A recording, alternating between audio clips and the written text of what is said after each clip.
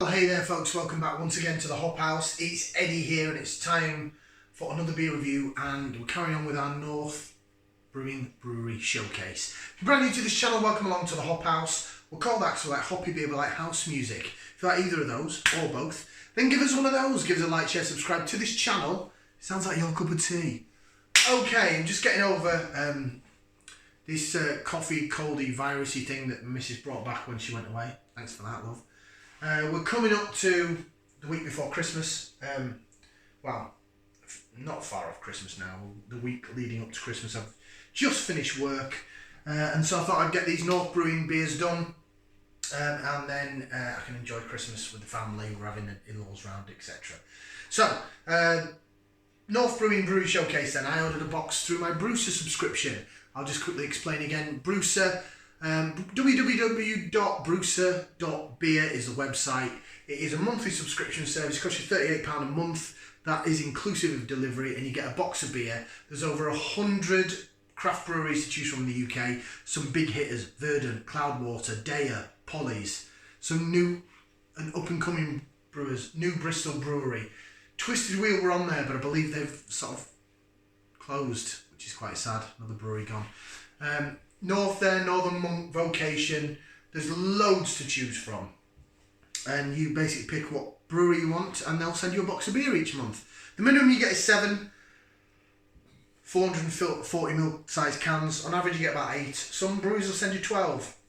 It depends on what you're after. So I got a box from North because I'm a big fan of North Brewing anyway, especially after chatting with them at Beer Central. And this next beer is actually their side project. So their brewery's now at Springwell, which is sort of the north side of Leeds, but they were originally in an area called Sheepscar, which is like an industrial estate area just behind the West Yorkshire Playhouse and the inner ring road that runs through it. It's just behind there, and they've changed they've still got a small brew kit there, and they've got a side project called Field Recordings. I think it's got something to do with music as well.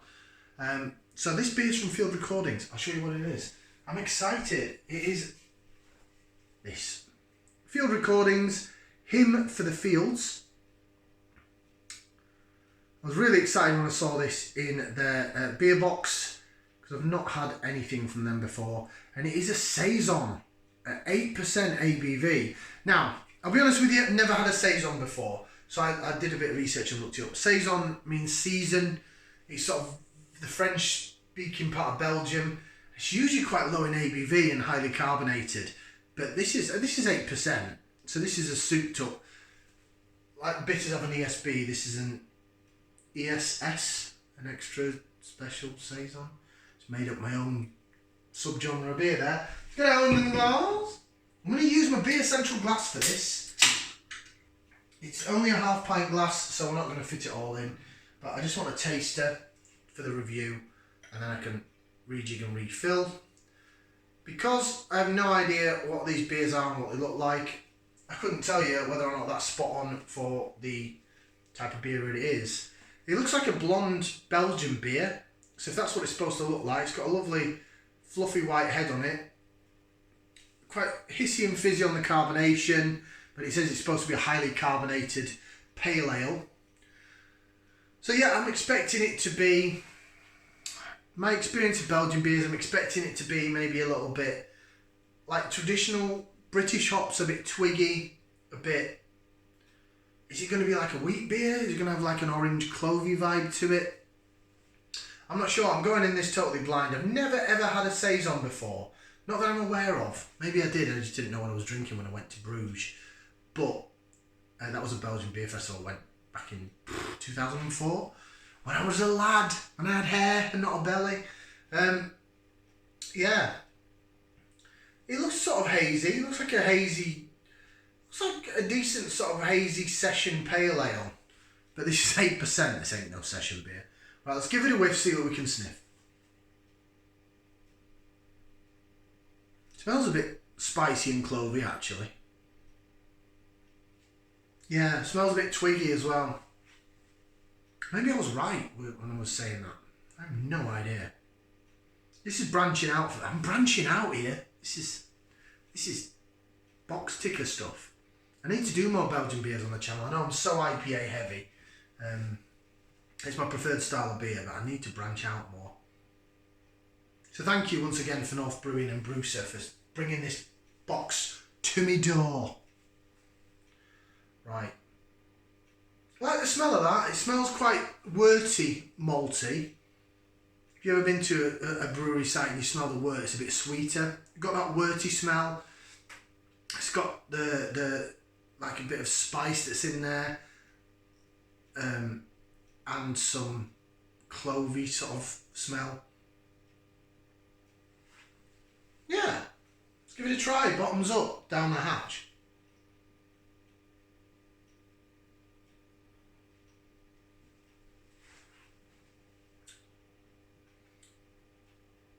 Oh, that's different. That's different, but I like it. Oh, there's definitely, yeah. It reminds me a lot of a wheat beer. It's definitely got that Belgian wheat beer twang to it. That sort of worty, clovey, plantainy, sort of sweet. Not very banana. It's more plantain. It's not as sweet as banana, but it's still got the banana twang. If that makes banana twang. Jesus Christ, man. Sometimes I talk utter twaddle. It even makes me laugh. And it's that spiciness is really clovey, spicy sort of. When I say spice and clove, that's what I mean. It's a bit sort of sweet and sour, but it's not. When I say spice, I mean I'm not drinking basil or oregano or rosemary. Maybe a little rosemary actually.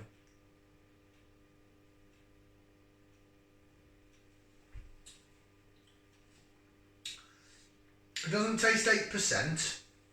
The mouthfeel, a little bit fizzy at first. The body on it's not massive for an 8%er. It does look like, you know, when you look at it in the glass, a little bit of a chilled haze on it. But that's about it. You know, again, a bit of lacer vision, twirl it around. Yeah, lacy, lovely. It does look like a session sort of IPA. And the body's a bit like that as well. It's not overly heavy. I think it's an acquired taste. So because it's quite clovey, you've got sweetness down the middle of the tongue. You've got the little bits of the spice that sort of bite down the tongue as it goes down, and you just get a little bit of it here and a little bit of it there, and it's quite nice. It's very different. But it's an acquired taste. In terms of it being 8%, the body on it and the mouthfeel is like a session IPA. So in terms of, if I really enjoyed the flavour, I could neck a lot of this back because it's not heavy. It's not thick bodied, it's not heavy.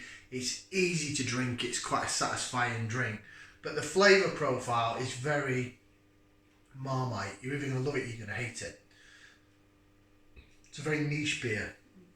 Probably is a niche style of beer. But I can imagine, because of the body of it, and when I did a little bit of research on Saisons, they're usually a lower strength beer. So this, with the body and the mouthfeel that it is, being at 3.5%, 4%. I don't know, it's Belgian, maybe 8% is low for a Belgian beer. I mean, some of them, these quads are like 12, 13%.